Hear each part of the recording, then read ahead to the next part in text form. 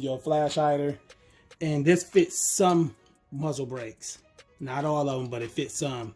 If it can fit in that shape right there, you good to go. This also tightens up your castle nut. So we're gonna put this on here. I'm gonna take that off, and then we'll put this one on here. All right, to remove these, they be kind of tight. So some people use gun vices or whatever. I should be able to get this off.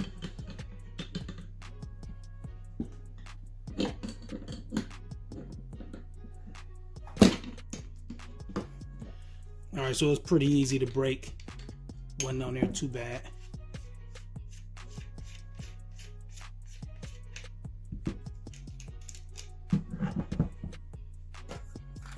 Brush washer and this other piece. So we're gonna throw the crush washer on first. And that's what helps you get the timing right. Which on this one, we're not gonna really need no timing because the ports is in the front. So let me go with this first, see what we got. You don't really need a vise, like I just did it right here on the edge of this table.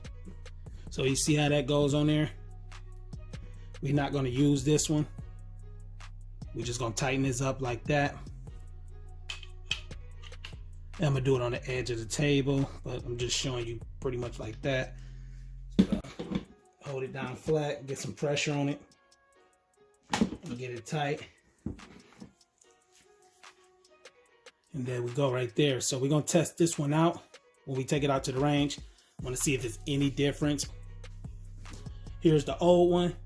All right, this is a 8.5 Bear Creek Arsenal upper.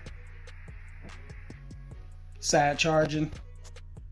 Got these little budget sights on eBay. This pistol stabilizer blade. These are available on CR Tactical Defense. This and the pistol buffer tube kit. That's available on my website. I got the stainless steel Anderson lower kit in there. I forgot the brand of these, but I did a video. I throw it in the end screen. The anti-walk pins. ETS mag. Yeah, it's a Ruger 5.56 lower. And that buffer tube is KAK from off eBay. I did plenty of videos with it. They add a lot of grip to it.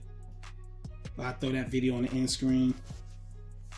So anything else coming to this is probably a red dot, but I always try to keep iron backup sights on every gun, and then I worry about the red dots later.